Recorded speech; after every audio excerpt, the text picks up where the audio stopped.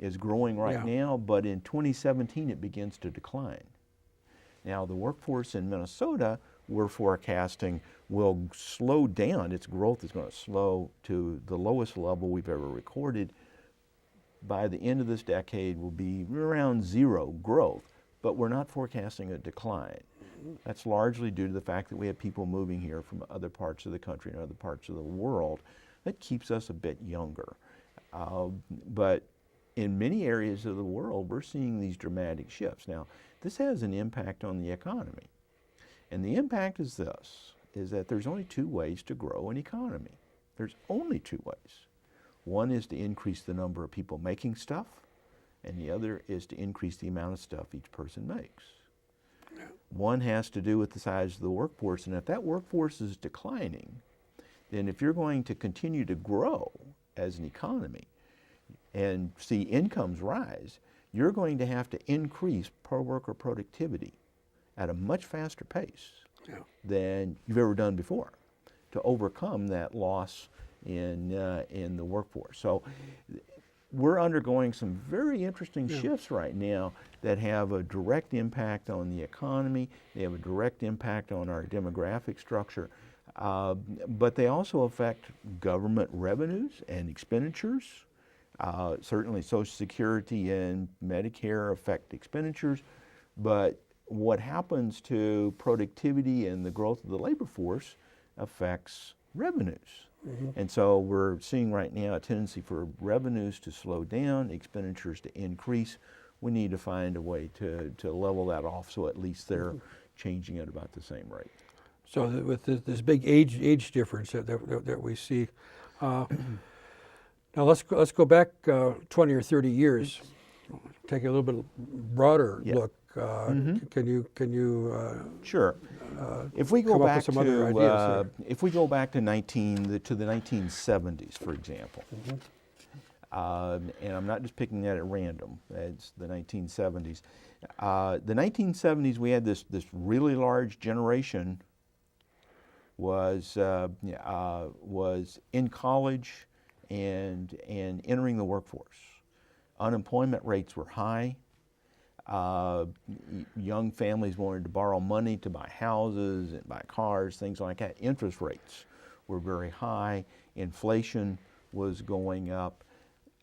To a large extent, one of the forces behind all these changes was the fact that we had a very large number of young people who were in that young adult, late teens, 20-something age group, that baby boom generation, trying to enter the workforce, trying to, that sort of the pig in the python kind of thing, all trying to, or the, through the funnel, all trying to scrunch down to a little bit. At the same time, we saw a decline in births during the 60s.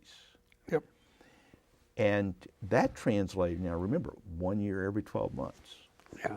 That translated to a decline in first primary school enrollments and then secondary school enrollments during the 70s and early 80s.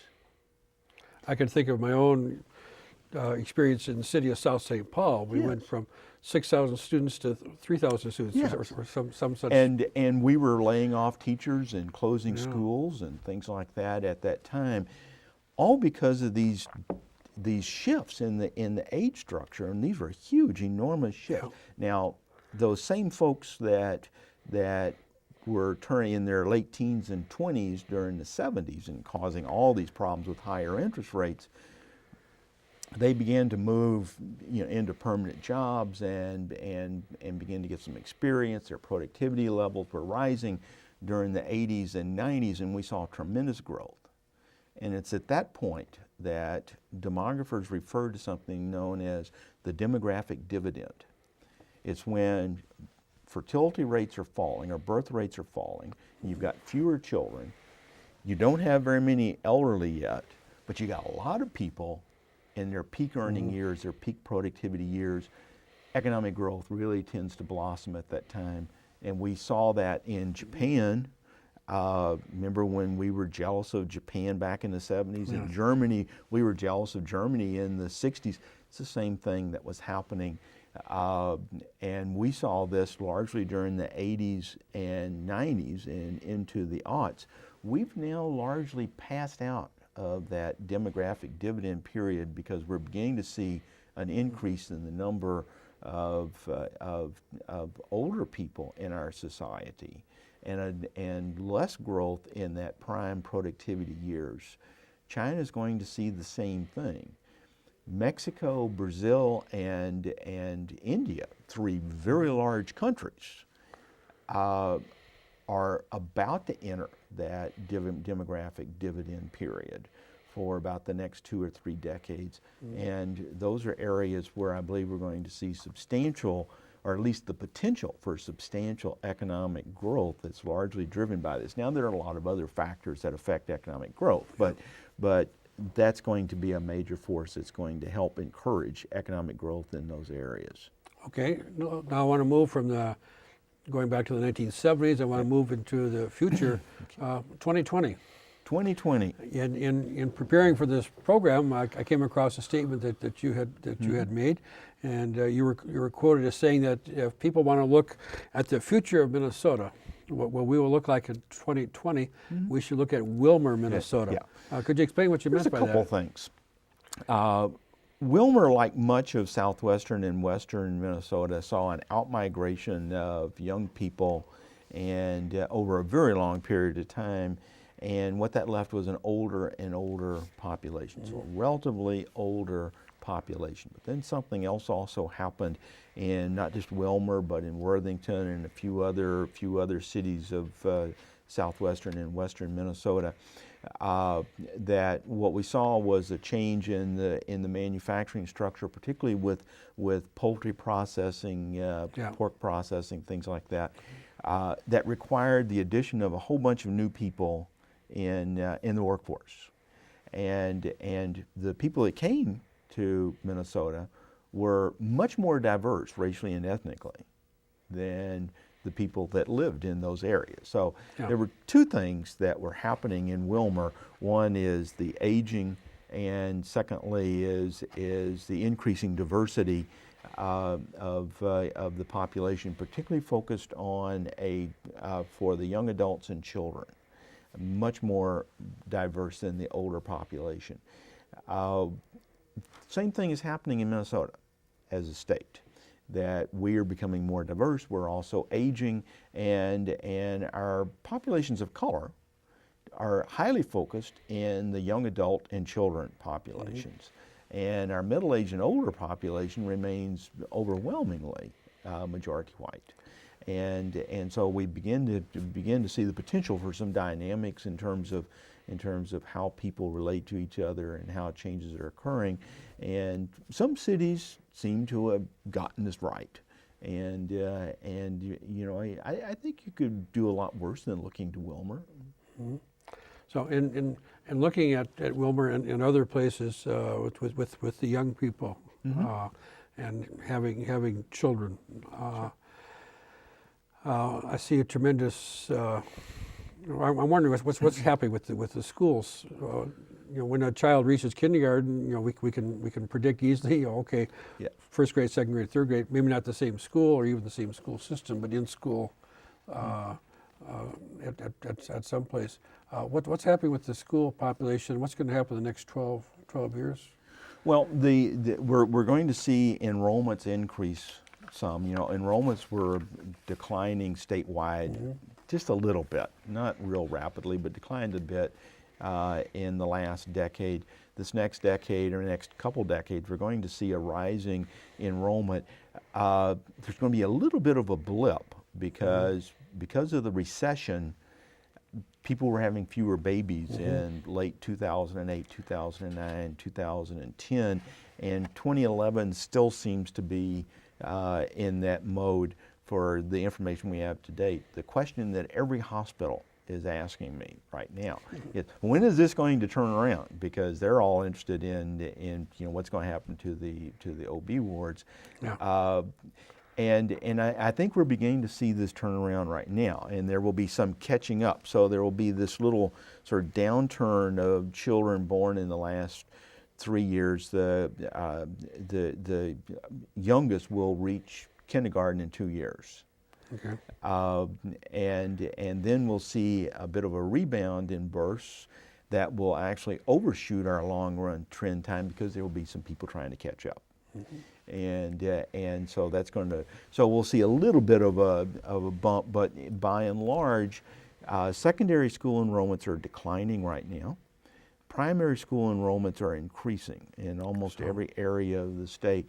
Yeah. And then we will start seeing secondary school enrollments begin to increase towards the middle and end of this decade. And the high school graduation class will not return to that spring 2008 level till about 2022 or 2023. Are the interests of senior citizens on a collision course with the needs of our children?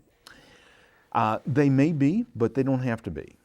And I think that's largely how we respond. In Minnesota, in the state budget, the two largest components of the state budget are K-12 education and largely medical assistance, long-term care, but basically health care writ large, but particularly medical assistance, long-term care. And that latter one is where most of the growth is occurring. Okay. The question is, one of the questions I have in my mind right now is that with a big increase in the number of retirees, what are these people going to do? Are they going to look for opportunities in our society? Are they going to do things like tutoring children in school, helping them with their reading and their math, and